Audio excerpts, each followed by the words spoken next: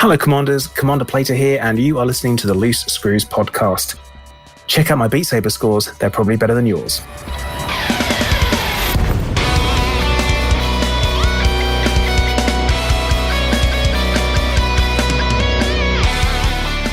Hey guys, it is July 9th, 2020, and I think maybe I need to not do the hey guys anymore, but however, Trax has convinced me that it's a cool way to do it. So, anyway, it makes us feel safe. It does. It's our safe space.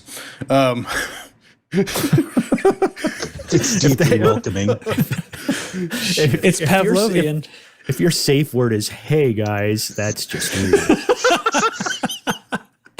We are starting out right. This is Loose Screws. In case you guys haven't noticed, I am Ty Worsham. I'm not even going to do cool introductions this week. I got Chig and Trax with me. I got NL Hate with me because I've already screwed it up with the whole thing. There's a poop gif that's playing over here. I can't get it to stop pooping. Nate's dog is howling, I guess. I gotta stop looking at it. My daughter just came in and saw it and said, "That's me." I don't know if she's talking about the girl in the GIF or the dog. I know I had to share it in general just because. So with us tonight is a special guest who I'm completely ruining the introduction of.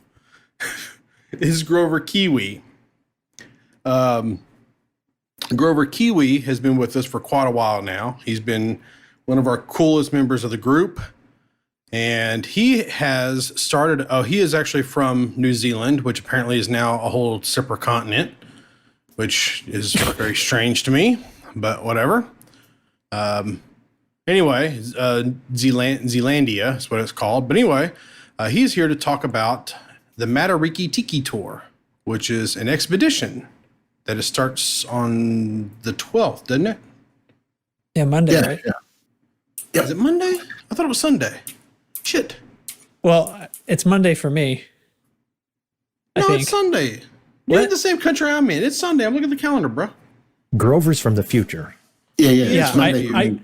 I think I just. Oh, okay. So I wanted to be from the future. I pretended to be for a moment there. I'm sorry. I'm back, everybody. So, tell us about how this whole thing came about and what we're doing in it and why it's so freaking cool. Yeah, well, thanks for having me on, by the way. So Matariki is the constellation of stars in New Zealand that we know as the Pleiades, or Subaru if you're Japanese, or Makahiki if you're Hawaiian. And it's traditionally been, for Maori people, the indigenous people of New Zealand, the heralding of the new year. So we're in winter at the moment and it's freezing. But it would be when these stars appeared in the sky, and in this case, they're appearing about the 13th of this month, they would kind of give, depending on how they appeared, and they would give some pointers into how the year was going, when to plant crops, what kind of crops to plant, and all kinds of things like that. So winter was a real time of just almost hibernating, gathering together, eating the food that had been stored. And so Matariki was a way for us to reset, look at the new year, look forward, be thankful for all the things that we have. And so, yeah, it's become more and more of a celebration in New Zealand over the last 10 years or so, as we've kind of embraced the indigenous knowledge that's been evident in our country. Like Māori have been here for over 1,000 years.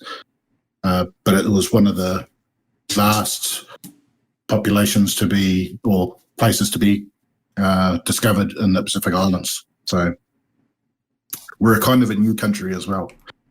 But yeah, so Matariki itself means the eyes of God.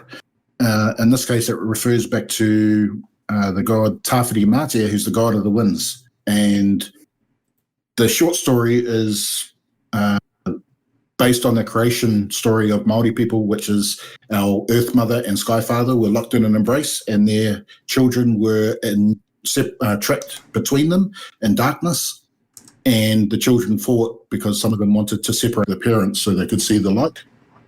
And Tawhiri Mātea, the god of the winds, didn't want to separate the parents. And so when the parents were finally separated, he went up with the Sky Father, and he was, I guess, so distraught, he tore out his eyes and threw them into the skies, and they became all the stars.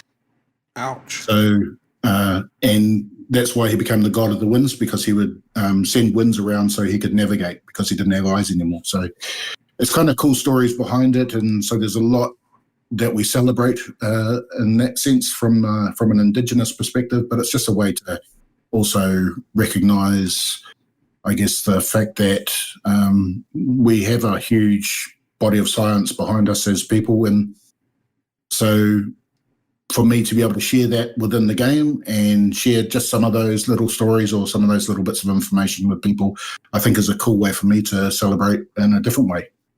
And I was talking to someone the other day, and I was saying, well, who knows, in 1,000 years, maybe that's the way we're going to celebrate Matariki in the future, is that we'll actually get in our ships and our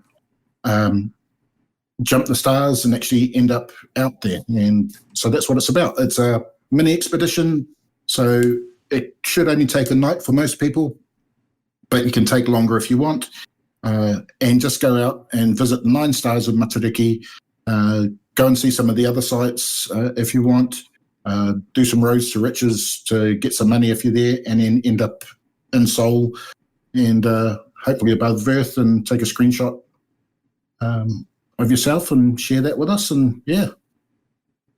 And that's really cool. Was one of the things that I've always, like, I'm a big DS9 fan, and the things I've always loved about DS9 is how they were able to take spirituality and science and kind of mesh them together. And that's one of the things I've always liked about the original Star Wars too, where kind of how, hey, this is science and this is spirituality, and you mush them together. So we don't really know how the Force works. It just works. It's not midi-chlorians or other shit like that. Calm down, Jake. Calm down, Jake. But it's you know, I like the meshing of science and technology like that, and that's what this expedition kind of feels like. And well, it's where we come from, like as human beings, right? It's interpreting signs that you can understand hundreds and thousands of years ago, like when stars come out, to infer things about what you're going to do to grow your crops and to survive in the world. And yeah, it's pretty neat. I think so. I'm very, I mean, number one, I always think it's cool when people put together expeditions. And number two, I really like unique idea expeditions, because everybody's like, oh, we're going to Sagae. And I know I'm kind of talking over distant screws here, but we're going to Sagae, or we're going to all the typical places. This is something that's, number one, not really that far away, because I think it's like 300 light years or something like that away. I think it's the furthest star. So a good range ship can get there in like 6 or 7 jumps. And it's just going to be fun. It's just hanging out with your friends. It's going to be ringing. And then, I didn't even know this was even a thing. Like, I haven't even heard of this in my life. And this is like a whole different kind of culture. And I love shit. I love stuff like this. So I'm very excited about it. I didn't even think I would be excited about it until I was really kind of reading about it the other day. I was like, oh, this is so cool. I can't wait. Mm-hmm, mm-hmm. So now, Grover, are you planning a group get together for a jump out as a group at all? I know with our time different stuff, it can be difficult to coordinate that, but I'd love to jump out at the same time you do. Yeah. So I am actually organizing 2. One for, like, I work for a Indigenous university, and part of my job is like teaching people about technology and stuff like that. So I have a whole bunch of students and teachers and that I live stream to each week, showing creative stuff or creative technology that they can use in their studies. Oh, wow. So I'm going to do that and hopefully get along one of our kind of real knowledgeable people about Māori customs and and mythology and all of that to come along as well and actually explain some of the stuff. So there'll be that side which will be more heavily associated with the in-depth kind of cultural stuff. I want to have one with the Loose Screws people, so it'll be organised through our events space and Discord, where I get to jump out with all of you guys and have fun. Like, my introduction to real expeditions was through the Loose Screws. I came across the podcast, and it was just before Distant Screws started, and so I decided to get on board, and it's what really sucked me into the game after a couple of false starts. And just being part of that community that was going out together and discovering stuff made it a really, really enjoyable experience. And that's why I've kind of stuck around. It's a great bunch of people sharing and having the same experiences, even if we're in different time zones. So that kind of thing for me has been one of the real highlights of Elite Dangerous, one of the real awesome things that it allows us to do. And I also remember when I was first getting back into it, I had a friend of mine who helped me get the first ton of meta alloys to unlock Felicity Farseer. So he jumped with me to the Pleiades. Mm-hmm. And I didn't even realize it was part of Matariki at that stage. So I've learned a huge amount as well. Super cool. So just if we've got new commanders that are just starting to unlock the game or wanted to go on an expedition but didn't want to spend months on an expedition, it could be a perfect opportunity to just dip your toe in, see what it's like see what other people are doing and share your experiences as well. And also do things like I did the other night and just about cracked myself when I tried to hunt out some Thargoids because I wanted to go and see some. My next question then is everybody going to be going in an Anaconda? Because I saw the starting point is Alpha Centauri, so I assume we're flying out to hunt an Orbital, getting a free Anaconda, and then starting the expedition? Is that not a thing? It must be a must, isn't it? Huh. I was hoping. Are we still propagating that truth that there is a free Anaconda if you make it all the way out to Hutton? Absolutely. He was talking about new players. We want to get them out here with us, right? Right. Just for the record, don't be like me. There is not a free Anaconda out at Hutton. Don't be like me. No, it's a fleet carrier. No. There is a fleet carrier out there, but anyway. So I know you got signed up on EDSM, so they can go if you go to MatarikiTikiTour.com. There is, number one, there is a place where you can sign up and join the expedition. And number two, there is information there, and I'm going to butcher the pronunciation, so help me out here, man. I'm redneck. Come on, help me out. Tawananga Aotearoa. So Wananga means to study. So and Aotearoa is the Maori place name for New Zealand. So that's the organisation I work for, and they've been really cool in allowing me to use some of their content just to share some of those little bits about the 9 different stars and what they mean for Maori people. Because each of those 9 stars in the Matariki cluster have a different meaning and have a different purpose. That's really cool. Now, one thing I did notice is this thing actually ends in Seoul. A lot of people may not have their Seoul permit.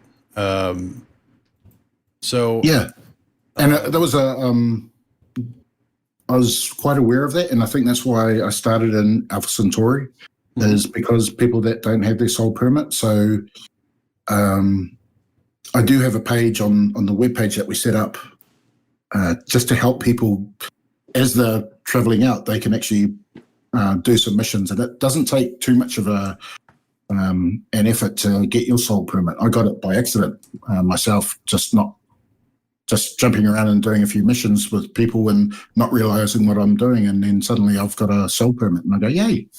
So it's not it's not a big onerous thing to do, but if you want some help doing it, there's a page which shares one of the tutorials from the ED tutorials site that Exegius has set up just to help get your rank up with the Federation to unlock that permit. And I'm sure there's going to be people, especially in the Loose Screws Discord channel, that are going to be more than happy to help out people who need that permit. But I wanted Most to end in definitely. Seoul because I wanted to go back to the place where we look up from and see the Matariki stars, or see the stars.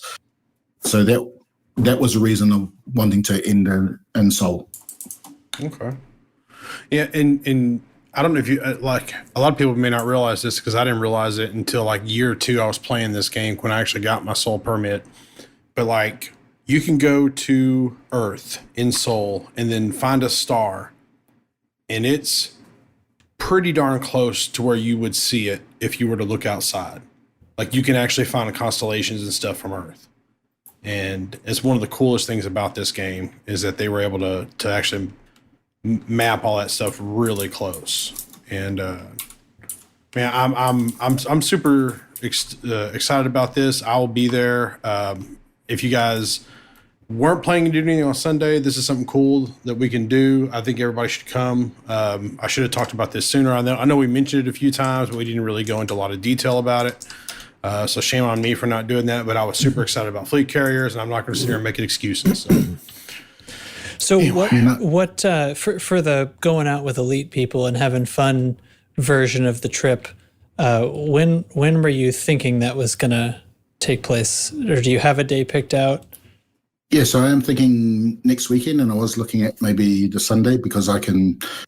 One of the good things about work kind of supporting this is that I'll just stay home one day and play on a Monday and say it's part of work. So I am really flexible with the time, and I think we will organise that with the through the Discord channel. But I'll post that up on the website and both update EDSM as well about when we're going to do that. And I know there's been a number of people in the Loose Screws kind of community that have offered services like sharing fleet carriers if anyone needed it. So I'm really confident that there's going to be a nice little group of people that can go out there and have a little bit of fun and do a few sites and maybe give you some Thargoids. Mm-hmm. I'm sure Dubs needs hearts. No, this is really cool, man. I'm pretty excited about this. I think that it's funny. We were talking today about I've been getting a lot of people messaging me saying, "Hey, when are we doing Loose Screws 2?" Because Distant Screws 2. Yeah, Distant Screws 2. Shit. We're doing Loose Screws Always- 45, baby. It's always shit with you. There's a freaking dog pooping in my Discord right now. I cannot stop looking at that. Good God. I blame Chig. Chig. I'm sorry. No, I Anyway, can't wait, Grover. I a nice little fun expedition, and as Ty said, we've been talking about Distant Screws 2 potentially coming up here sooner rather than later, and hopefully we'll have news on that soon. Yep. We're actually going to have a little chit chat about it tonight after the show to figure out if we were going to do anything or we're just going to leave it. So, We'll decide your fate. Yeah, we tend to do that. So, so the other thing going on is on July 31st, we have kind of loosely put together now the reason I'm doing on July 31st is because supposedly right after that is when football starts. I say supposedly because there are a lot of things going on right now with virus crap that may hinder us from being able to do football this year. But I say football, I mean American football, not soccer. And yes, it's called soccer. I know the rest of the world, but it's Texas and it's America, and y'all are wrong. So, I don't literally mean that. But anyway, we're doing the Loose Screws SRV Bowl. We need a better name. But the plan is we're going to do it on Midoran Hollow. July 31st, 8 p.m. Central Time. That's Texas time. All the other time zones are wrong. The idea is that we're going to park all of our ships about 2 kilometers apart, anywhere you want to, as long as we're all about 2 kilometers apart. And the idea is that I'm going to be flying over it with a canister of leather. I'm going to drop the leather. Whoever scoops it up has to take it back to their fleet carrier. And we're trying Or to... their ship. Or their ship, not fleet carrier. I read fleet carrier on the notes here. We're gonna land our fleet carriers on Midoran Hollow. Anyway, I got a dog pooping over here. I'm about to just take it. I'm deleting this one right now. I'm sorry, Chig. I can't stop watching the dog pooping. I can't. Anyway, so we're gonna do this. It's gonna be really cool. We'll have everything together, and that's not better. That is not better. What is happening? No, damn it! You scrolled it up. So on the 31st, we're landing on Midoran Hollow and playing football. Have you found the volunteer to be the photographer and the referee yet?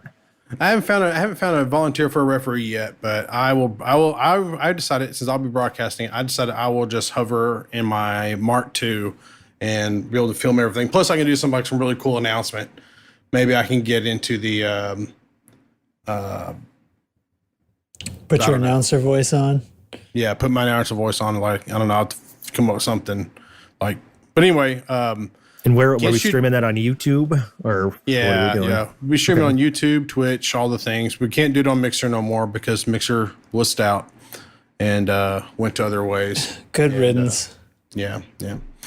Anyway, so we'll be doing that. I think it'll be cool, and probably have a few more details next week about exactly how. We'll have finalization of rules, everything. There will be a prize for the winner. The way you win is you have a total of 2 SRVs. So if you lose your first SRV, you can go get another one. No shooting each other, only ramming each other. And I'm thinking probably what we're going to have to do is to do something like you can't actually scoop the cargo container.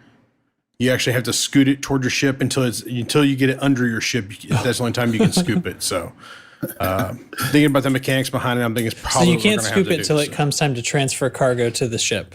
Well, at least under your ship, is kind of what I'm thinking. Yeah, like you got to be inside of the shadow of the ship, or however you want to put it. Let's see how long that canister lasts. Yeah. Well, I'm gonna bring a few. So. All right. Anyway, so that's the plan. So Sunday.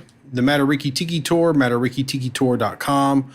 And then July 31st is the Loose Screws SRV Bowl. God, we need a better name for that. New rule, we can't make things until we come up with better names. And we missed the opportunity for deep screws. So anyway, a little bit of news about low temperature diamonds. So today, I'm working from home last few days. Because poop has finally hit the fan at work where we have people in our department that actually have tested positive for COVID. And FYI, getting a test for COVID sucks butt. But anyway, I find out tomorrow. We're supposed to anyway. Anyway, LTDs are 1.6 million again. So my fleet carrier is in HIP 4351 around the 10th planet mining LTDs. And I've been out here for, I guess, about 3 or 4 days. Mining LTDs.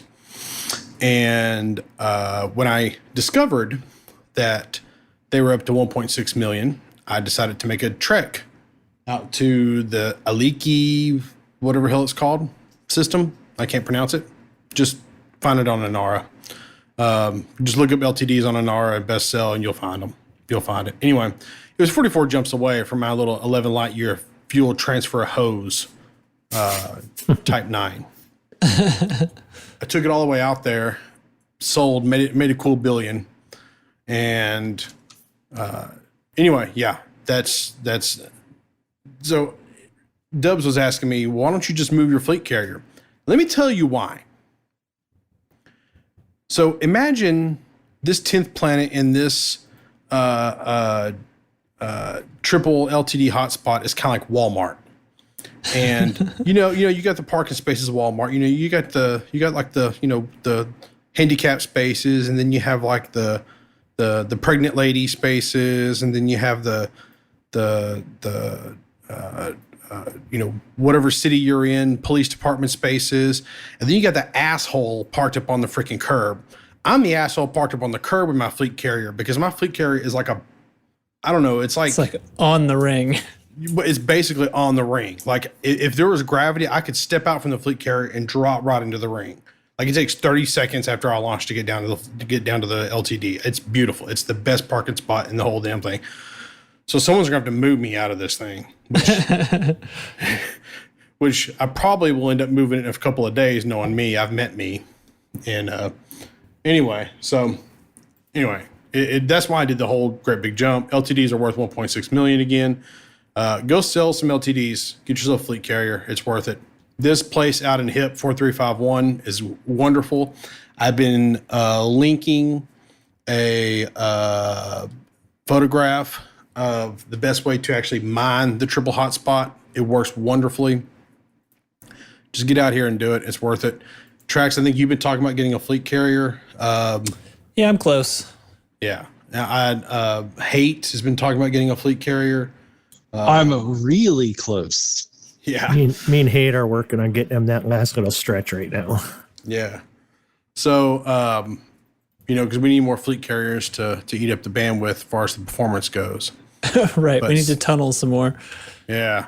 Speaking of performance, we got some news, I think yesterday or today, that it looks like we are going to get a new patch on Wednesday, July 15th, which I was thinking was Tuesday, but it's next Wednesday. And they haven't given us patch notes yet. Of course, we'll cover that when they give us patch notes, but basically it says it will contain various bug fixes, and the patch notes will be added to this post on Monday. So Bruce Garrido messaged that on the forums this week. So, I would hope that we're going to have some bug fixes with the performance things and the dropping things, and please fix the Blackadder bug. And because I don't know if you guys watched the stream today, but I watched the stream today and they had a Blackadder bug midstream. So I'm hoping they fix the Blackadder bugs. No. Which brings us to the BGS stuff. Mr. Hate, do you have any BGS stuff to discuss? Yes, we're working the Quama system, attempting to push not one, but 2 factions into retreat. We have Blood on the Menu, the United Ross 310 Progressive Party, which is a very common name in this podcast, as well as the Kung Mu Progressive Party. Both need to get out of there so that we have a space to get in there. In addition, at tomorrow's tick, we should be queued up for expansion out of Ross 310 again.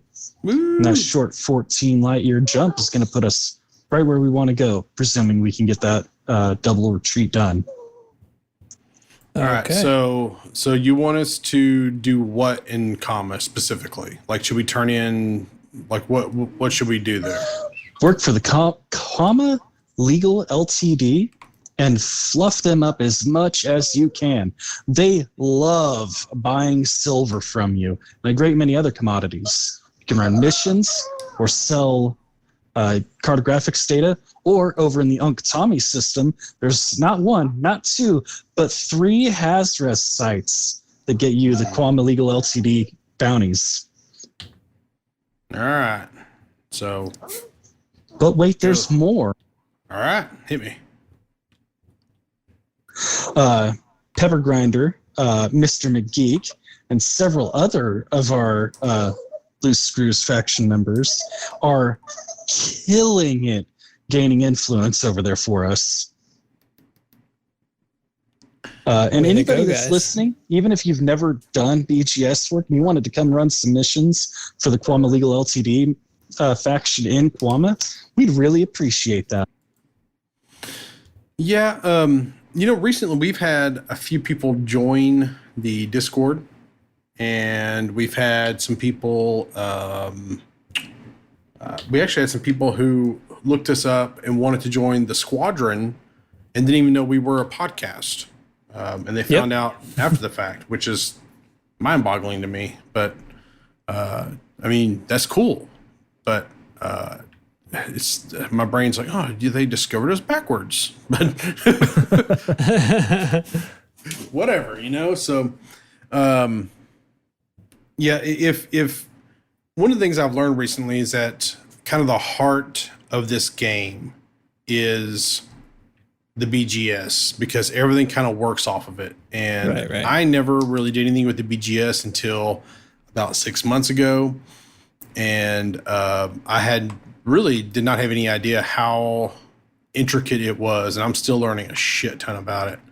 And Hate has really, number one, educated me, and number two, him and his team have really wrangled in everything. And Pepper Grinder, Nurgle,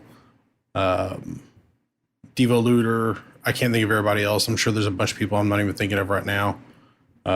They've really taking the bull by the horns on this thing, and we've come a long way in a very short time, and I'm very impressed with you guys, so I appreciate that, man. Seconded. Why don't we third it? Why don't we ever third things? Like, why don't we go right to second? We should go right to third and then second it. So Skip second. Oh my god. I'll third it. How's that? all right. I'll fourth it. Just from the perspective of like someone kind of new to everything, I've been surprised how enjoyable the BGS has been. But I think that's largely down to Nurgle and Hate and their organization and the people that are just sharing their stuff, what they're doing all the time. I might be able to go in and do a couple of missions a night and that, but it makes me want to share it just to contribute to what we're doing. And you actually, unlike some of the parts of Elite where you can feel a little bit alone, you're actually feeling like you're contributing to a larger picture with the BGS. So that's really, really cool to get involved with. A lot of that organization that you guys are seeing is Nurgle. Like a lot of that organization you see is Nurgle. I have the ability to listen. Don't tell my wife that I listen. I listen when everybody speaks. I know things that you've only whispered in the voice comms, and I know them.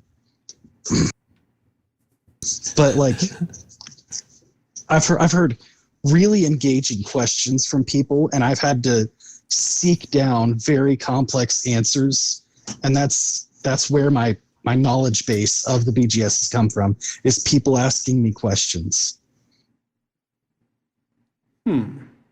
I've learned a lot. I wish that I was actually helping more. I just haven't been in game a lot lately. I'll get my ass in gear here for you soon.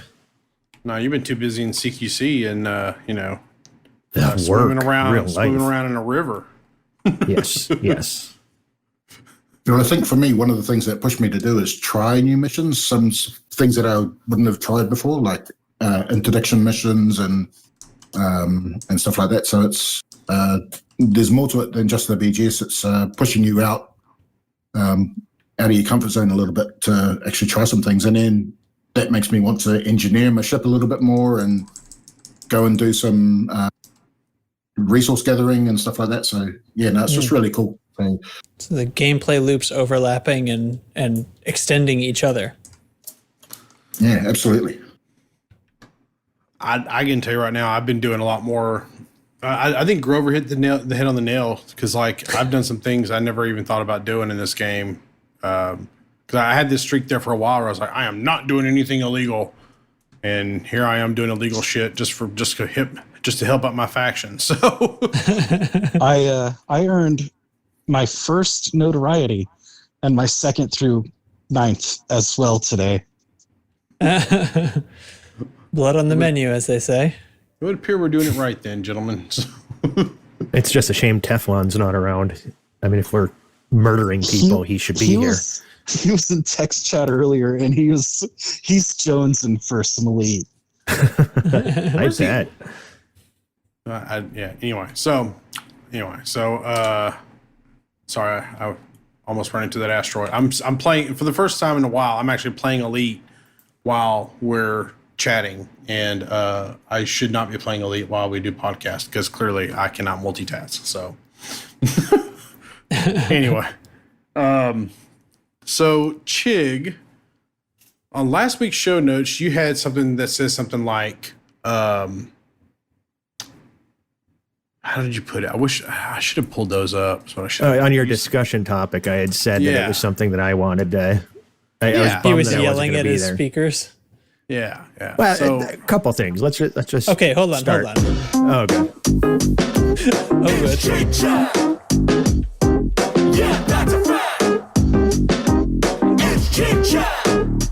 Where the cheese at? we here at Loose Screws never end a sentence with a preposition. I haven't been able to It's play been a it few in so weeks. long. Yeah, that was good. I like know. it. I love that. I Damn it, actually forgot how good that Because was. Ty doesn't treat me right. He just gets rid of my segment all the time. Makes me cry. I do. I'm an asshole. So. But let me just so- comment on last week's show. Let's just go with that because it was hard to listen to it and not be here because so many times I just want to be like, what the hell are you talking about, Ty? But I just couldn't do it because I wasn't here. Let him have it. So, well, first I want to say the interview with Psychic and Mal for the win. Good stuff. Those are good people. I'm glad that went as well as it did. Now, first thing I got to get on before we talk about the discussion topic last week. You've talked about cheese at the end and you went American cheese. I'm all good with that. But do not say cheese gives cancer. Stop spreading lies. I was like, what were you saying about? You said that if you're going to die of cancer, cheese is probably going to be the cause of it. And I'm like, you can't spread lies like that. If cheese gave cancer, I would be a giant walking tumor. Just so you know that was the first thing. And then when I saw the discussion topic, I like, all right, so he's going to talk about a player economy. This is a great idea. I like we're going to go with this, especially talking about, credit rushes. And we've been talking about making credits and, that was controversial enough. Now let's actually start talking about a player economy. That'll get some people torqued off. And then you start talking about just randomly changing the numbers and taking away player wealth kind of, but then that's not what you're talking about. Then you said you had this idea and you talked yourself out of it and then still went with it for the show. I mean, I was like, what are we doing here? So go ahead. All right. So part of me having the discussion piece is that I will literally argue with myself. I will come up with we know I will come up with good reasons on both sides. Now, the whole thing here was that when I was thinking about it, I was like, it's a little crazy, but it's not necessarily out of the range, out of the world of possibilities of them doing something interesting with the economy. So I started thinking about, well, what would they do? And I come up with some ideas that don't make a whole hell of a lot of sense. But I was really hoping you guys would come up with something that would make a lot more sense as far as how they would change the economy. And, one of the things is, of course, a player-based economy, which is easy to say, oh, well, that's the first one to go to. But there's a lot to that. Yeah, well, like I can tell that your concept, what you were going with was you think that the biggest difficulty of creating a player-based economy is going to be the disparity of credits between the rich players and the poor players. If all of a sudden, we start trading stuff, there's people with so many billions that credits don't matter. So prices will just be all kinds of crazy right off the bat. And that's going to happen. But I don't think just reducing the credits players have and stuff like that's the way to fix it. You just let the free market work itself out. At the beginning, you're going to have people able to just buy stuff because they've got a ton of credits, but then they're going to have stuff they already want and they'll own everything they want at some point, but you'll still have a lot of players that don't, and prices will eventually kind of balance themselves out. And I think that it'll work out. And to combat inflation is you need, credit sinks is what you've got, which a fleet carrier would be, but it's not really a credit sink in this game because credits really don't have meaning. We've talked about that. Once you own every ship and you own a fleet carrier, credits just don't matter. And I think that adding a player economy where you start moving credits amongst players just gives another play style, gives us, you've got your tycoon type player who isn't just, selling diamonds or doing arbitrage or anything like that. You're actually, exchanging goods and with other players for credits. Then credits actually mean something. And, I go as far, and I know it's controversial, as saying selling ships and engineered modules and all of that stuff should be part of the game at some point. Just, it's a whole nother level. And I mean, some people like to collect engineering mats, and if they could turn those into credits, then they could end up buying their own fleet carrier because they hate mining. It's just another aspect of the game that I wish was added. Right. Well, I fear I still fear the introduction of like being able to buy fully outfitted ships with real money. But I also kind of agree that that's not the end game. The ships, fully outfitted ships, is really not the maximum end game. So maybe that's not that big a deal. I don't know. And I honestly, I agree with that. I don't want anything purchasable for real money that would affect any kind of competitive balance. So, for real money, yes. For credits, I have no problem if somebody goes mining, gets a shit ton of diamonds, and wants to buy a fully outfitted Corvette from somebody for $1 billion, 10 billion credits, whatever it might be. I have no problem. It's on Frontier's side to limit the real world transactions going on. And that, supposedly they're tracking everything that happens in game, and they have statistics. They would just need the right algorithms to see what's fishy and what's not. Sure. Okay. I mean, and WoW, buying and selling gold was, it happened, but accounts got banned and people had to buy other accounts. And, it's always going to be a problem. But this game, unlike a lot of other games too, is the ship isn't, you put a new player in the best ship you can get, and somebody like Dubs will just rip him apart anyway. This game is a lot more skill based than ship grind. That's true. I was looking for the right tool. Go ahead, Ty. That's one of the things that I've been saying for quite a while now, that this game does really well, that a lot of people don't really understand or don't really give it credit for, is a better way to put it, is the lateral progression of this game. The ability of this game to how do I want to put it, like the Sidewinder you start off in can do everything in this game. There's plenty of ships that can do it better, but it can do everything in this game. And that's one of the best things about this game. And I don't think it gets enough credit for it when we start talking about,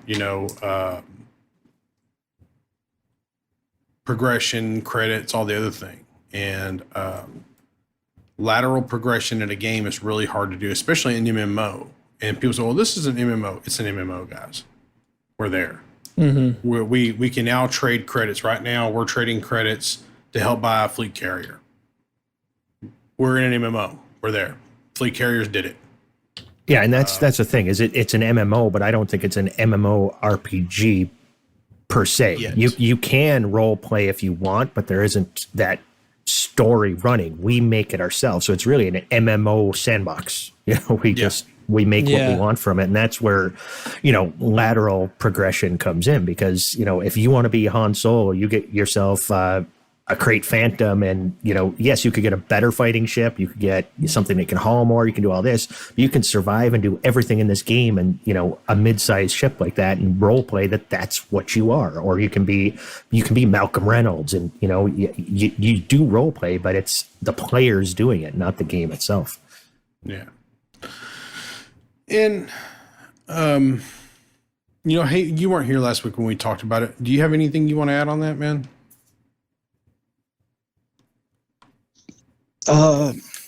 Nope, but I can link YouTube videos that are of a similar topic. Yeah. Shit, that's stupid Prospect Olympic. Anyway, Well, I was listening to the podcast last week, and when it came up, and I thought, shit, that's brave. But actually, I think we do need some. Well, I think everyone agrees that we need some kind of rebalancing of it. But I do think that we could be opening up the game a lot more. So, totally agree with Chig, allowing people to buy and sell mats or access to engineers. There's a bunch of opportunities that could make that experience a lot richer than just going to an engineer and then grinding for materials and stuff. And we've got the systems in the game to do it already. So just reimagining somehow some of those systems are used, I think could add a lot. Yeah. That's one thing that they would need to do, though, in order to make it actually more feasible is have the markets linked, though. So if you're selling on your ship, you're seeing what other people are selling on their fleet carriers. So if somebody's selling, let's just say, just an A-rated Corvette, they're selling for 1 billion credits. It's not even getting engineering or something. They piece it together, then somebody else can undercut it for $9.99 or something.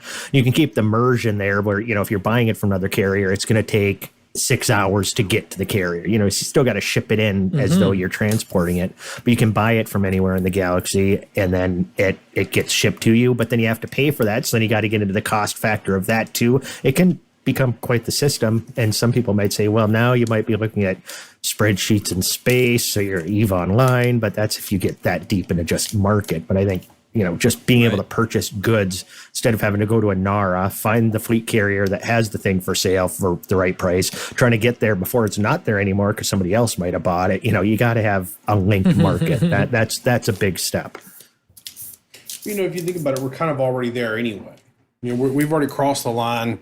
Because, nobody is just cruising around to systems and, this seems like a good system I'll sell to. And, this one here this other system, nobody's doing that. Everybody's using a NARA or EDDB or whatever website that already has everybody's data cross-linked anyway. So we're already doing that. And I'm pretty sure there's actually add-ons that actually link everything together anyway.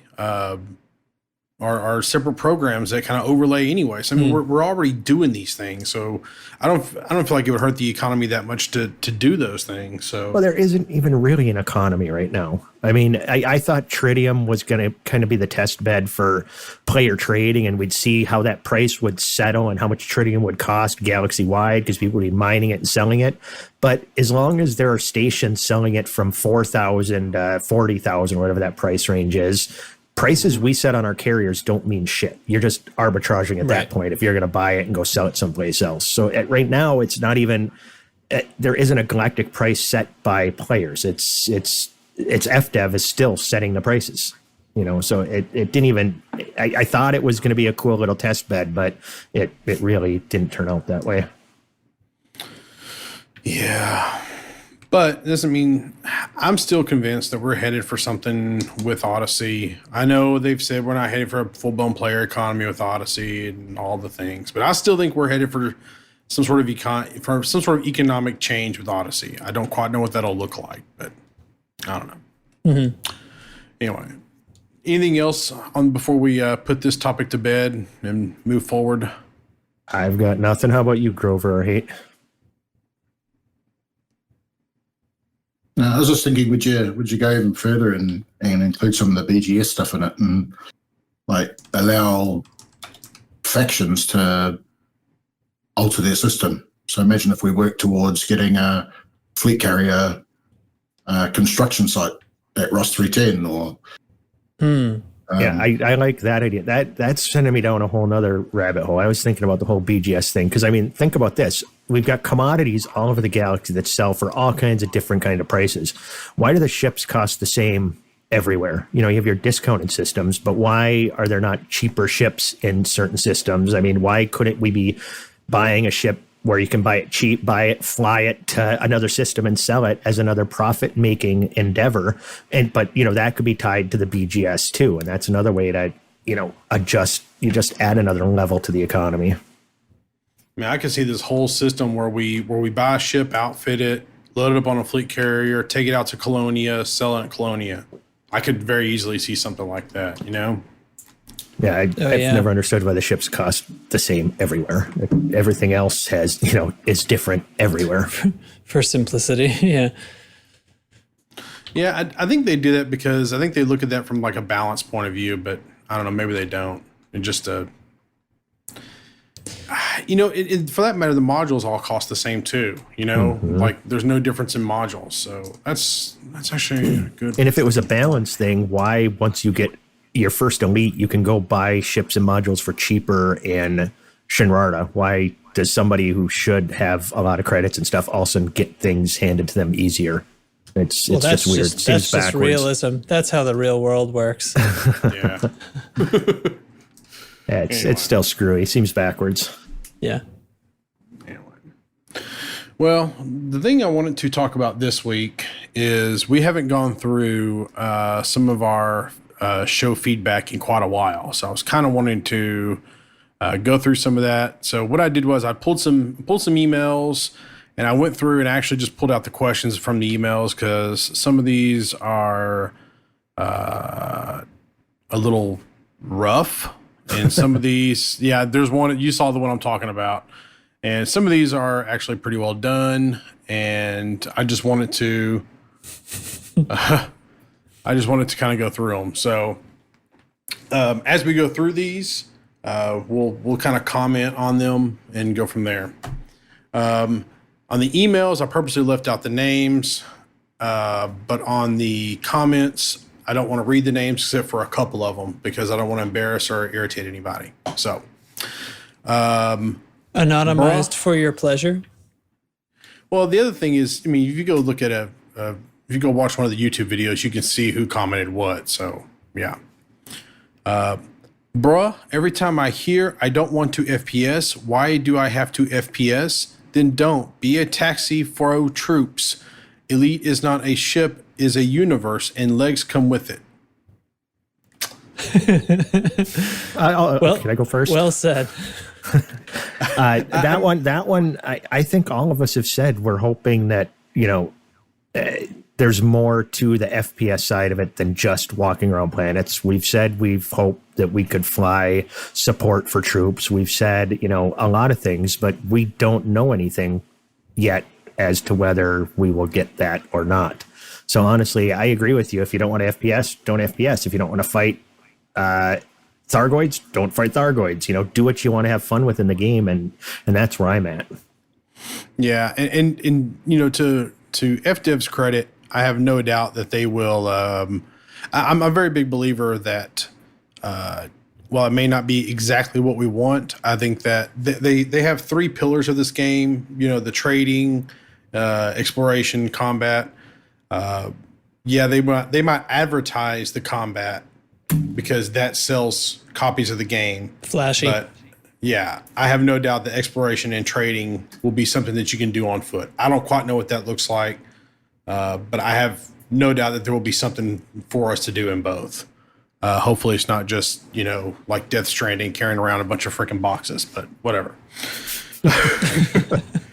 Nothing to do with anything you talked about. I just want to see pictures of the guinea pig squeaking in the background. That is actually my girlfriend's daughter's guinea pig. Her name is Gwen. She is ultra sweet and very loud sometimes. But I've never been around a guinea pig before in my entire life, but it is super cute. It's in the computer room because come to find out after we got her this guinea pig, our girlfriend got her this guinea pig, she's actually allergic to the hay that you have to feed the guinea pig. Oh, no. Yeah. So anyway, it has to be in here. So, but anyway, that was shocking. Did not know that one.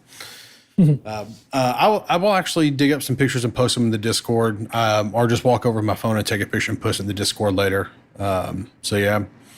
So Back to the Mud 5, or Back to the Mud, you can check that out on our Discord. Alec Turner, shout out to Alec Turner, said, I realize I'm taking a risk liking this before I've heard it. The cheese recommendation could be terrible this week. We've got so much cheese ever since Chig joined. It's amazing how much cheese. I'm actually Even Alec Turner was talking about a risk with cheese. He's afraid of getting cancer. I warned you. Yeah. Just started watching. Love the podcast. I kind of wish they could rework combat the way they did with mining and add more things you can also do with it, like scooping up the wanted guy for more credits. I feel like, and I don't want to be like the guy who come up with this idea, but I kind of feel like I was the guy that come up with this idea. But if not, you've said been it several beating the times. drum for the longest. You've definitely keep bringing it back. I think it's a great idea. I'm with you. So David the Duck MD said, I just got a Cobra and have about 2 mil credits. What should I focus on in order to get a fleet carrier? Should I be worrying about one right now? How do expeditions work? So first question, don't worry about getting a fleet carrier with 2 million credits. You got a long way to go. You're just in a Cobra. You just started. Have fun with the game. Focus on having fun. Figure out what you do and have fun. You're going to earn money either way. Yeah, there's faster ways to earn money. Just focus on having fun right now. Make a Figure out friend. what you enjoyed. Make a friend or several friends that have fleet carriers. Use theirs. Hop in our Discord, man. If you're not in here already, hop in our Discord. And if I'm not here, if Chick's not here, Track's not here, Hate's not here, Grover's not here, there's always somebody. They may not be in voice chat, but there's always somebody in text chat that is always willing to help or answer questions. And should someone not be here because it's like 4 o'clock in the morning, I have no idea what it looks like at 4 o'clock in the morning. I've never been on at 4 o'clock in the morning. I guarantee you, 4 in the morning is prime time. The UK side of the chat is usually popping up around then, so there's rarely a time where nothing's going on. That's a good point. Yeah. So there you go. So even though we are the American Elite Dangerous podcast, we have plenty of Brits over here. So even though they're in the wrong time zone and they need to come to Texas and be cool. Good Lord. Yeah, you with cheese, me with Texas. Hoorah. Man, I'll always come and hang out with us, man. Right now, just focus on having fun, and then the credits will come, and you'll get the ships you want.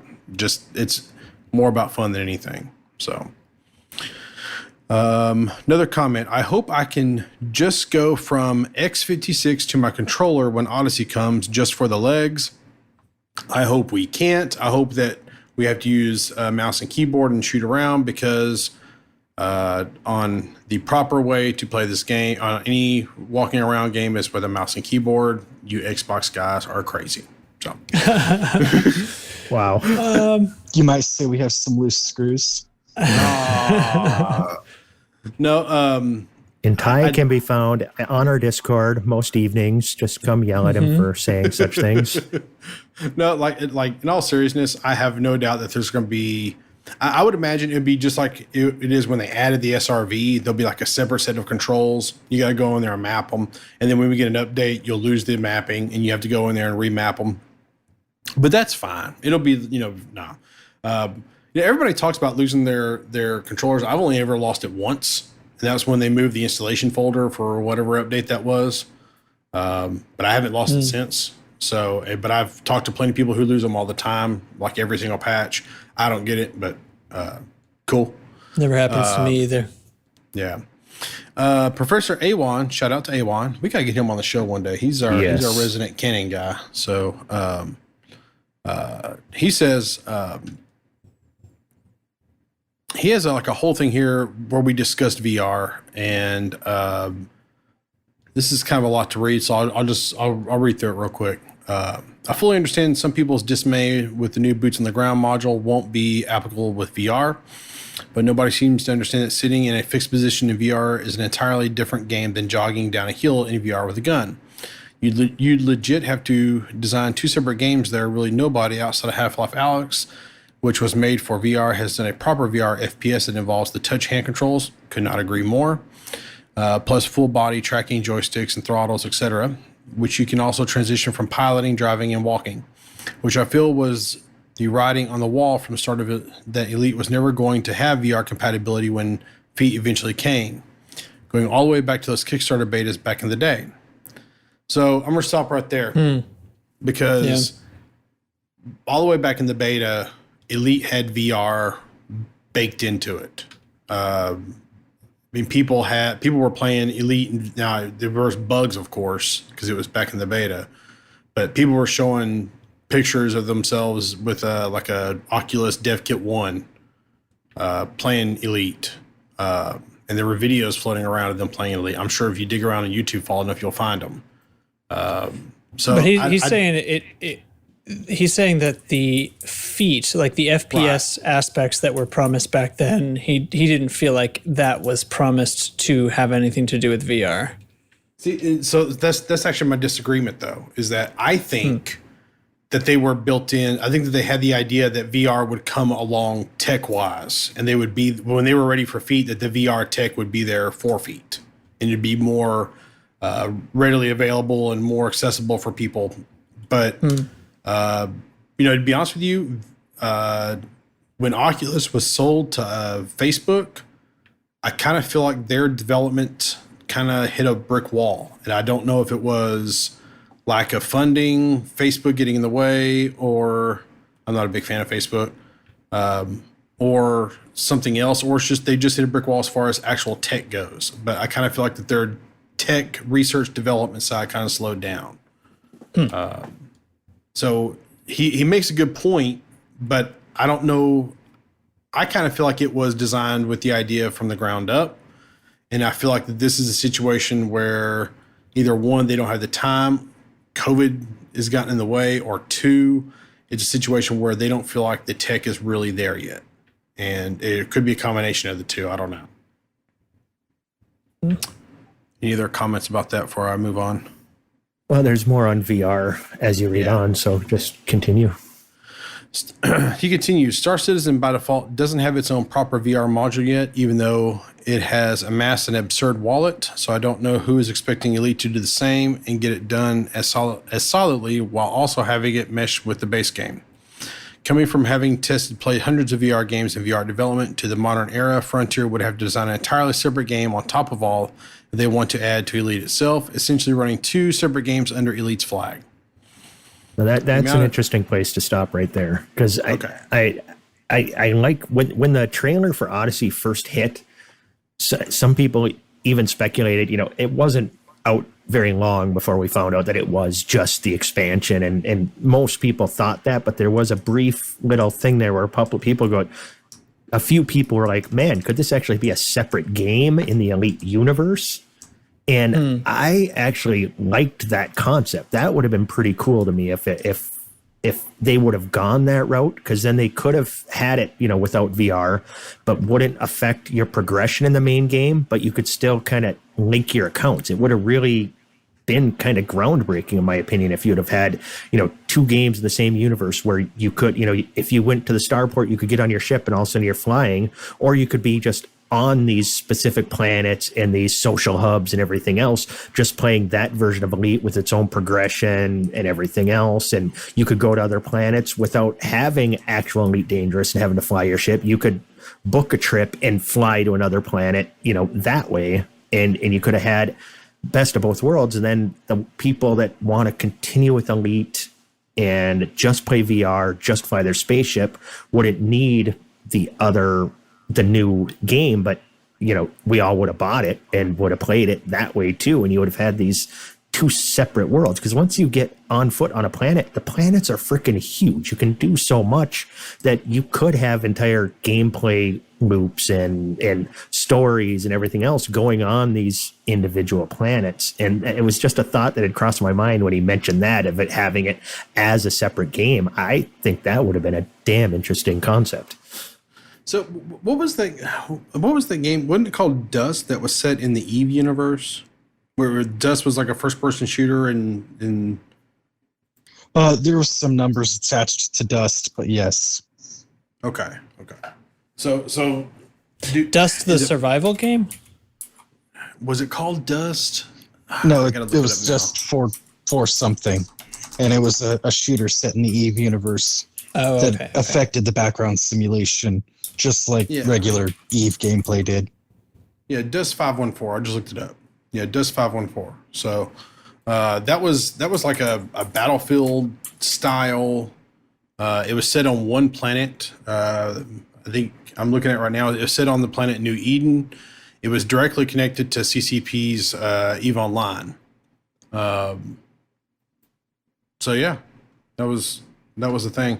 I wonder if that had anything to do with them kind of changing the way.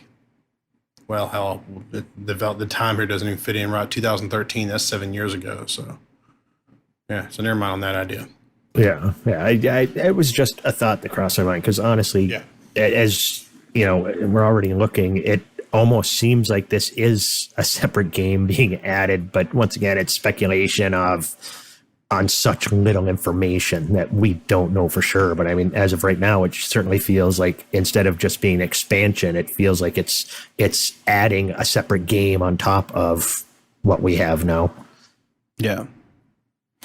He goes on to say, the amount of VR FPS games I played that only had partial support or no tracking to where you were looking at a flat movie screen, you could turn your head was sickening. Literally. No Man's Sky VR that uses blink teleport for movement would not work in FPS PvP competitive situation. Having player commanders teleporting away instantly would be comical in a gunfight. Well, honestly, let me cut in there too. A lot of the games, first person type games that do allow teleport movement, it still paths the character from the teleport spot, so it still moves to that other spot. So they're still fully visible as the first person, targetable. you sort of like black out for a while. It's well, you don't go like great distances most of the time, and you have some movement going on. But like one example is Arizona Sunshine. I play with some buddies, and you know that they move quickly and stuff. But I mean that game's 5 years old now, so you got to figure things have come a long ways. And I honestly think you know. The people doing teleport movement, some people think that would be an advantage to the teleport mover. I think it'd be a bigger advantage to the people who aren't teleporting. Yeah, I tend to agree. So you'd have a lot of designing to do for a game that is open world and as many viewpoints as Elite, whilst also having it look professional. I do not put anything against Frontier for not tackling it when other games can barely do it themselves. Half-Life Alyx was developed for a long time entirely from the ground up to be solely for VR and VR hand-touch controls. From the beginning of Elite, what they were pitching was fairly obvious that some of the new modules that would be added would not cross over well with VR unless people expected Frontier to go beyond the current industry in functional VR, which devs are still getting used to these days. However, as I said before, I understand people's gripes and sadness, but I also feel people are undercutting the immense ordeal it is to get VR working in a completely separate walking format from the game's naturally 100% seated position. Good episode. So, this is the last thing I kind of want to say about this. We've been talking about VR a lot, and I've been when I first heard about Odyssey, I was ridiculously excited. Heard about VR, ridiculously disappointed, which is kind of how my whole evolution with fleet carriers was. I was ridiculously excited, really disappointed, and then once they kind of got more information, got into the game, I love my fleet carriers. It's one of my favorite things in the game now.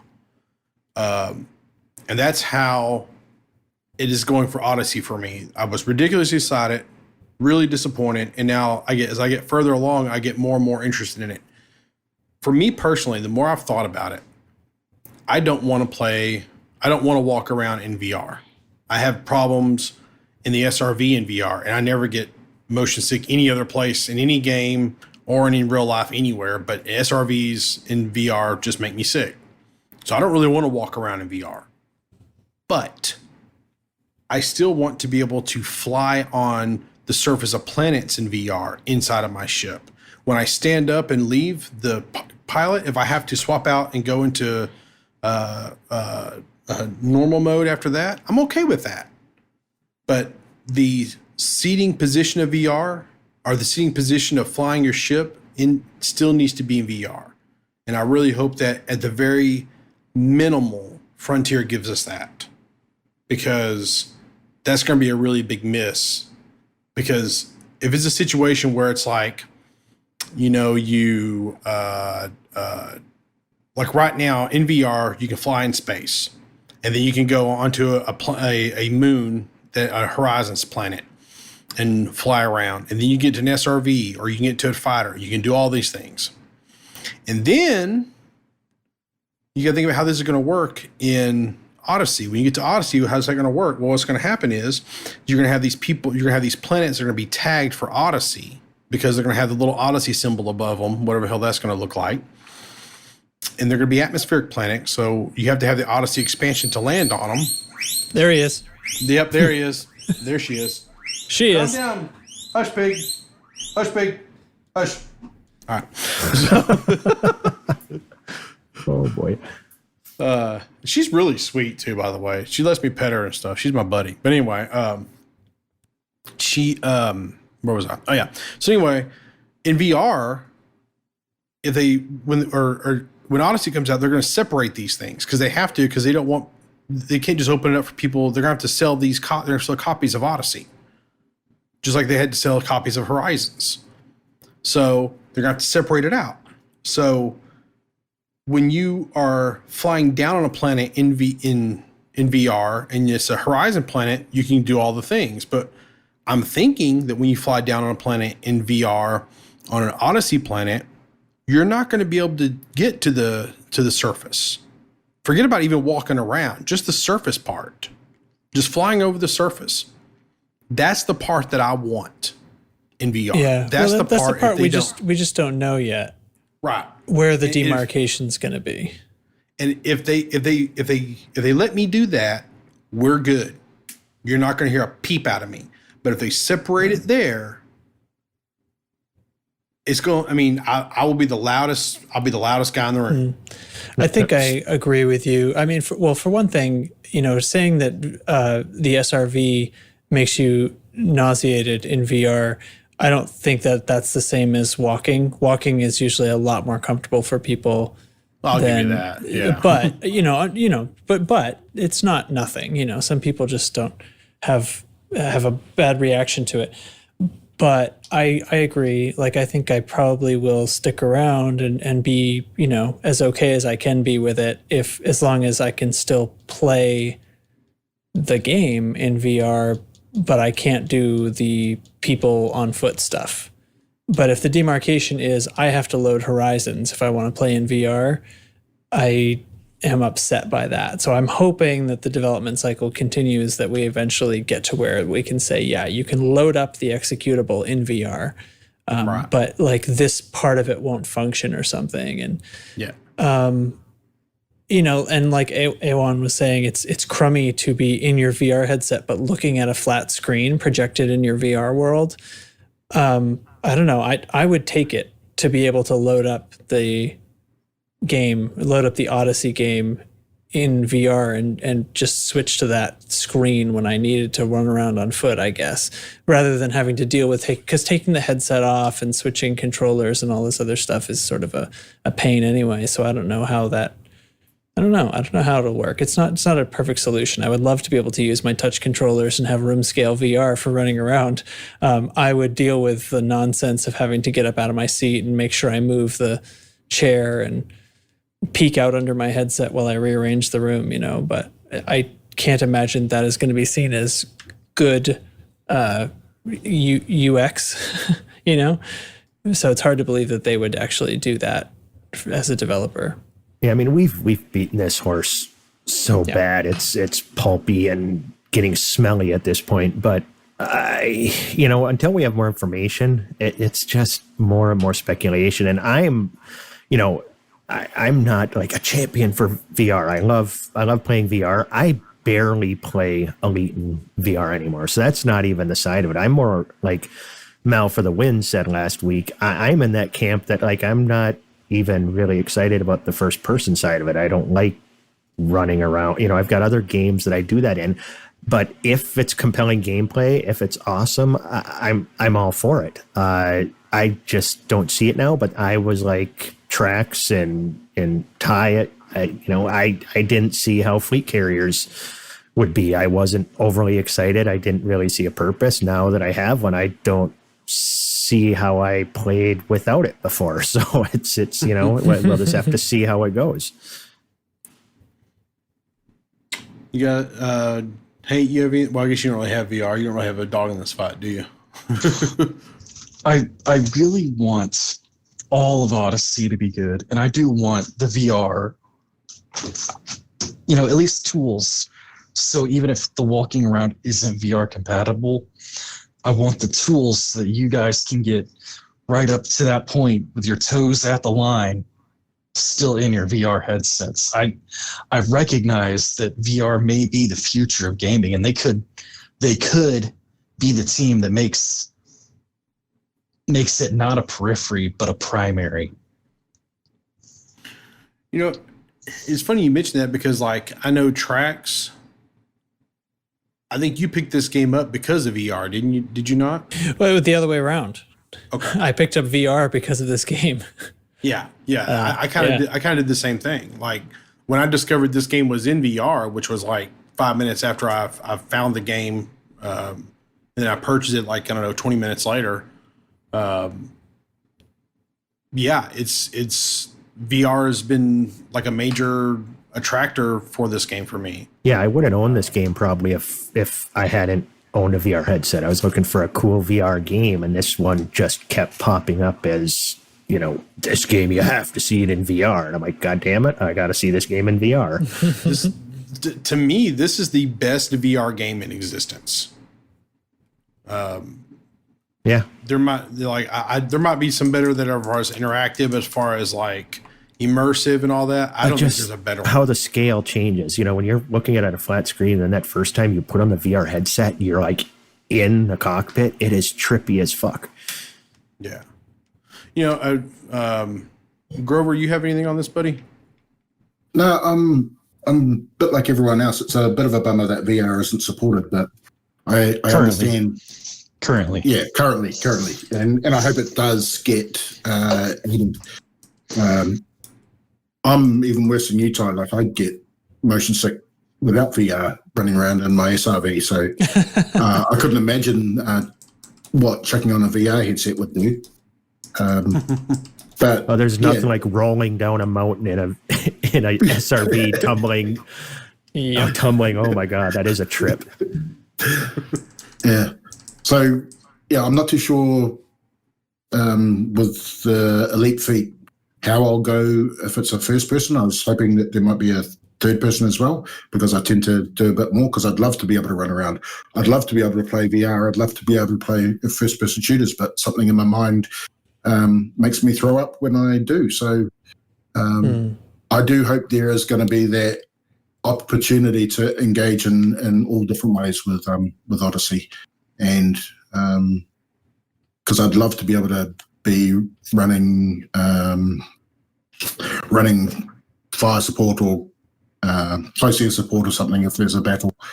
Back in the day, me and my mates were playing a lot of Operation Flashpoint and then Armour. A mate of mine would make missions, and he'd make missions specially for me to have me as the helicopter pilot. And so I just absolutely loved running around, dropping in the squad to do their thing while I got up and just did scouting for them. Wouldn't even have a gun. And then when they'd get in trouble, they'd pop the smoke and I'd go and pick them up. It was the best thing ever. Right. Nice. That's great. So I've beat the VR thing to death. I think that we're all kind of on the same page. But we'll just have to wait and see what Frontier comes up with. I really hope that we have good stuff. And I just want to say this before A1 comes in and just makes me feel stupid in Discord. I agree with everything you said, man. I'm with you. All right. Yeah, that's it. Roll over, Chig. No, we're and speaking of which, we're going to get A1 on the show because he's been with Canon and go all the way back to like early days of Canon, like first things of Canon, and he's been involved with almost every aspect of the discoveries that Canon has made and whatnot throughout the year. So probably could do a whole 2 or 3 part series about the whole history and lore of things, because he's got some really cool stories he tells. Yeah, he's shared a lot of good stuff in Discord, and he's very active with us. But like I said, if we have him on the show, and I've been supporting the idea of having him on the show for sure, is I want a specific topic so I can research it for a month ahead of time so I can have something to say while he's talking. Yeah. Just saying. I got a few ideas. I've been trying to think of a good idea before I just talk to him and get him on the show, but we'll go through that. Anyway. Where's that? Oh yeah. The next part here so what I did was we get some hate mail and we get some positive mail and we get some questions. So I went through and I grabbed a piece of hate mail. I grabbed these, you can always email us at loosescrewsquestions@gmail.com. I respond to all of our email. If you email me, I will respond to you. Sometimes it takes me a while, but I will respond. I even respond to hate mail. Sometimes I respond funnily. Sometimes I respond whatever, but I actually respond to these. I don't always share these with the guys, especially the hate mail parts. So I want to go through a few of the positive ones, a few questions people had, and a few recommendations. Anyway, so I'll just go through these pretty quick here. And then close out on the big negative ones, and our jaws will all hit the floor. To be fair, I normally just at you in Discord. Yeah. Get it? Because hate. Yeah, I got it. Yeah. It took me a sec. I'm a little slow, man. Want to say how much I enjoyed the interview with Bruce and Benedetti. However, I really wish you guys would have asked the community for questions. Now, this was actually not a direct quote, but I've gotten a bunch of people email me and a bunch of people a common message me in thought. Discord. Yeah, it's a very common thing. I have a plan on this, and I'm cooking it right now. I will tell you guys I'll tell the crew about it after the show. But I think I want to do this a little closer to Odyssey because a lot of the questions people have sent me, because like this email here actually had a list of questions with it. It's all Odyssey stuff, and we can't even talk about, well, we don't know shit about Odyssey, but Bruce and Benedetti, they can't talk about Odyssey yet. So, even if we asked them, like they can't answer. We had a bunch of questions for Odyssey, and they couldn't answer them. So right. So we want to make sure that the conversation is going to flow and be good. So we don't want to go, hey, what about this? Oh, I can't talk about that.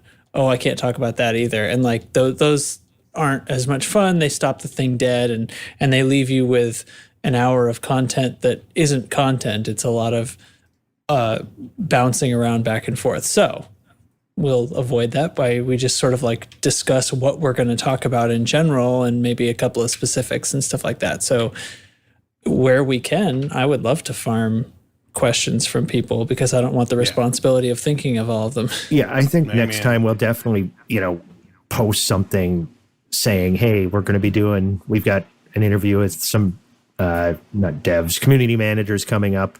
Anybody have any ideas that you want to ask? We may or may not use it, but we are restricted in what we can and cannot ask. So, yeah. Let's see here. So here's a piece of hate mail. Do you even play this game? Payouts are fucking stupid for bounty hunting. Get your head out your ass and play the game you talk about. Why did they talk to you that way, Ty? That was literally an email from a particular person when we did the whole bounty hunting payout thing. That's magnificent. It was directed directly at me, by the way. So. I find that hard to believe. It's so fun. I was the one arguing with you guys. It's so great because you guys were like, "Oh man, bounty hunting should pay more," and I let you guys talk for quite a while, and I was like, "Oh, they're going to ask me sooner or later." Sure. What do you think of this Trax? I was like, "Well, I think you're all wrong." And then, sure enough, hate mail coming right at Ty. Yep. Well, dude. Hey, not only Ty, we had our good buddy who let us all have it. Yep. Yeah, that's right. Well, you know what? I'm going to take this advice. I'm going to start playing the game. I'm going to commit. I feel like this is a good note. Good note, man. I'm going to take that. I'm going to become better. I'm going to become a better podcaster by actually learning a little bit about the thing I'm podcasting about. Well, make sure you get your head out of your ass first.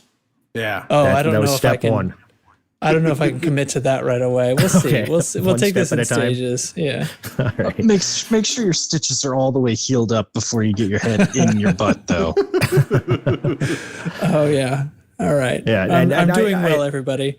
I this story didn't happen on the podcast. I got stitches in my face on the 4th of July, but I'm doing much better. Thank you. Oh yeah, we did not do what have you been That's up fine. to? That's because I didn't want to I don't want to talk about what I had to do. I yesterday. really thought that NO8 was referring to the stitches you'd have to have put in your ass after your head was removed. Okay, gotcha. No, mega short version. Yeah, my new puppy we were playing, and she hooked a fang into my lip ring and pulled it right out of my face. That's why you don't do that. Yeah, well, all right. Say whatever you want, but the point is, Musicians. it was in the Jesus. emergency room. It's fine. It's fine now. Anyway, Anyway, Anywho's. I think the idea about changing payouts is great. Give more interaction with the game. This was basically in response to the whole, go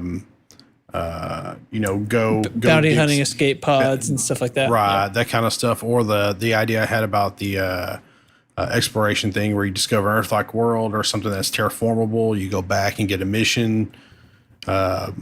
and you do all that. Which there was a much larger email that went with the whole. That's a great idea. And they had a bunch of really elaborate things. And while they're great ideas, I was in there reading them. I'm like, they will never be implemented because the programming behind that must be ridiculous. So, but it was good stuff. I would love to see it all implemented, but I don't know if we ever could. Well, we'll never run out of ideas. Right. I do though. But anyway, could Ty do another hardware? There's a pig. Could Ty do another hardware recommendation like he did in December? So I originally was planning to do one in June, but I held off because I'm kind of waiting for the new NVIDIA cards to come out.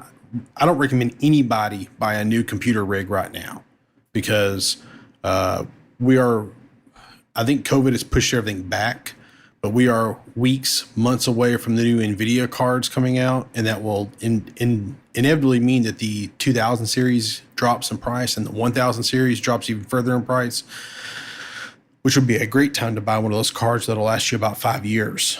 So That's my plan. Yeah. And I don't know if I will buy a new 3000 card. I probably will not, but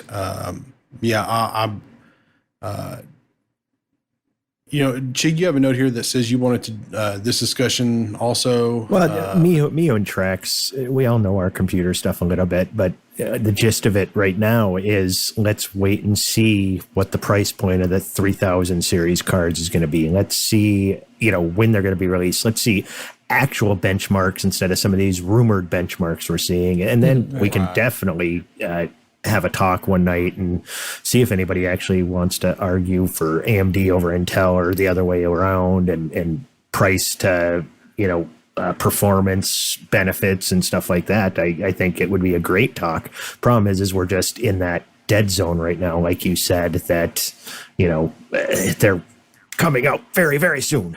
So, Yep. And to be clear, we have this little dead period every year with computer hardware, but this dead period has gone longer than normal. I think pretty sure that's related to COVID stuff. So, yeah. It could be. The next one is I'd like to see more hardware recommendations or breakdowns. Maybe let him, referring to me, do a few how-to videos and things. I don't want to do a how-to video about number one, I run a little side business of building computers. I don't like telling people all the little tricks I do to make things run awesome.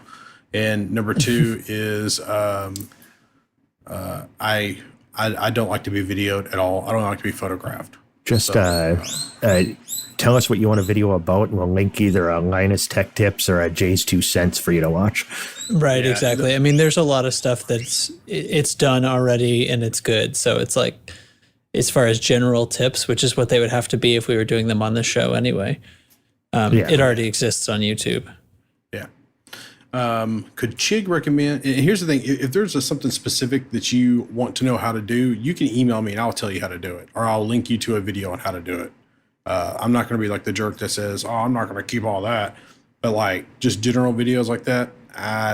There's people who talk way better than I do and look good on camera, so they would do a much better job than I would. So, but yeah, as far as hardware goes, I'm really good with hardware. That is not a joke. But anyway, next thing is, could Chig recommend a good cheese guy or a website? Well, The cheese website? we could get a hold of Stephen Benedetti if we can ever beat his cheese guy out of him. That would be great. I don't we have tried to get his cheese guy. I know, so- and he wouldn't give it up. Honestly, I don't even have my own cheese guy. I border Wisconsin, so I can just go across the border and there's all kinds of cheese places all the time there. And I go there. And as far as like a cheese website, I don't know. I just Google stuff. So that's where I would go. We actually got that one today, by the way. So Interesting. A lot of people leave comments on our YouTube videos. I rarely read comments on YouTube videos because that's and I know you can turn them off, but I leave them on for specific reasons. But if you want to get a hold of us, the easiest way to do it is Discord. You can always get a hold of us in Discord, or you can email loosescrewsquestions@gmail.com. Like I said, I respond. If you message me in Discord or if you email me, I respond to everybody. Sometimes it is delayed because I do work and have a busy job and a life outside of podcasting and video games, but I do respond to every single one. So if you have a question about something, I may not know, but I can tell you who the hell to talk to. So I do sometimes look at YouTube comments, but I don't get alerts for them. So it's sort of like if I happen to look at it, but it's not reliable. So I forgot if we you're posted hearing my this to voice, YouTube. yeah, if you're hearing my voice, probably don't comment on YouTube if you want me to see it. yeah, probably what we're going to do pretty soon is set up some way that you can get a hold of individual ones. The best way to get a hold of any of us is always on the Discord. I think Yes, sir. everybody but Chig has a Twitter, but I rarely look at Twitter. I don't like social media crap, guys. I'm sorry, I'm not that guy. So I'm an old man. Anyway, so that's all I got for this week. Does anybody have anything that they would like to talk about before we wrap this show up? Yeah, we got 2 fleet carriers to rename. Oh yeah. Well, yeah, you're Did you get allowed to yours? rename yours, and I'm sitting on mine, setting a buy order for Tritium. Oh yeah. Did you ever get on mine and get some dollars? I haven't yet. Well, I told you I would donate. What did I say? $500 million. Yep. So I'm not sure how much money you got, but I'm not coming to you. I'm not leaving my parking spot. I don't expect you to leave your parking spot. I will be down there shortly. I am up on the curb, damn it. Anyway, yeah, congratulations on the fleet carrier, man. That's awesome. That is a toolbox that you can take anywhere, and it's the best thing until you get a really good parking spot like I got, and then you don't ever want to leave it. So, Yeah. Chig, you wrote down a couple of things here. Tom Hanks turns 64 today. Sidebar here, I am officially ridiculously old because Tom Hanks is 64. Good Lord. Wow. Funny story, he shares the birth month with my father. So He's 4 days older than my mom. huh, interesting. Yeah, my mom's birthday is Monday. Same year. So what is that Ghost there? Is that the movie Ghost? That's the Patrick movie Swayze Ghost and- with Patrick Swayze. Yeah. Yeah, absolutely. And the year is just, I don't know what kind of typing I was doing there. I think it was 1990. Yeah, 1990. So that's yeah. 30 years. And Not the best of Patrick Swayze's movies, but we all know that's Roadhouse. But Roadhouse, yeah. I thought I'd mention that one because that was out. As of Monday, that'll be 30 years old. And then Mad Max Beyond Thunderdome was supposed to be 1985, I believe. I wonder what the hell you put down there, man. Yeah. I think I was typing on my phone. That was my favorite Mad Max movie out of all of the Gibson. 80s Mad Max. Yeah, out of Gibson. Now, the Fury Road is my favorite Mad Max out of all of them. Fury Road is one of the few perfect movies in existence. It's a perfect movie, y'all. If y'all haven't seen Mad Max Fury Road, what the fuck are you waiting for? Go watch it 3 times in a row. Good Lord. It was okay. It's amazing. It was fine. It was okay. I like the Road Warrior, I think was my favorite. It was at this point I started looking for 2 new hosts because it was good. But see, I didn't see it until after it was hyped up so much that by the time I saw it, I'm like, it was okay. It wasn't the greatest movie ever made. it was perfect. It was a perfect movie. I loved it. Perfect movie. I did not see a single boob in that movie. There's no way it could be the perfect movie. So, I think Grover had to step away, but once again, the MataRikiTikiTour.com. Sign up for the expedition. Starts on Sunday the 12th, and go do it. It's fun. I'm going to do it. I think everybody should do it. We're going to have a good time with it. If you don't want to do that, go help out over in Comma. Do all the things for the BGS stuff. If you need orders there, check out the Discord for the orders there. And I think that's actually going to wrap it up.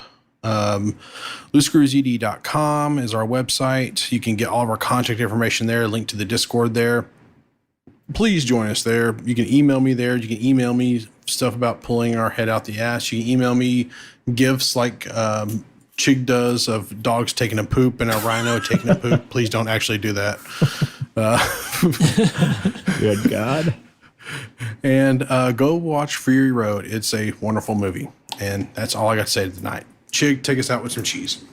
All right. I'm going to go with this week because of our guests last week, Mal for the win with his sharp cheddar. But I like the Psych Kit when he asked her favorite cheese. There wasn't even a second's hesitation. She just said brie, like instantly. So I'm going to go with that as the cheese of the week. That's another French cheese from the Brie region. I've never been to France, so I assume it smells like, never mind. Brie is a very, very interesting cheese. If you've never had it, it's the one on the platter that looks just not quite right because the center's like this gooey, creamy cheese, and it's got this rind around it. And a lot of people don't know if you should eat the rind or just eat the gooey part. Eat the whole damn thing. Most of the flavor's in the rind part, so you just gnaw that shit down. So Brie is the cheese of the week. If you can find it and your local Whole Foods or something, you're probably gonna get fresher stuff than your normal grocery store. But go get some Brie, man. Stay cheesy, everybody. Ooh, Jake, anything else, buddy? Random. Yeah, go Jim ahead. Jeffries' new comedy special on Netflix. He's got a whole cheese thing that he goes off on. Basically, go watch it. Jim Jeffries. Just I throw that out there. Yeah, he's pretty funny. He had that show on FX. He's for a while. It was pretty hilarious, good, but man. He did really weird. Anyway. All right. Chex, you got anything else, buddy? No, sir. Stay loose and screwy. All right. That's all we got, guys. Oh, hey, you're in here. I forgot. You got anything else, bud? I don't have anything. All right. Anyway, that's about all I got, guys. See you guys next time. Bye. Bye, y'all. Good night.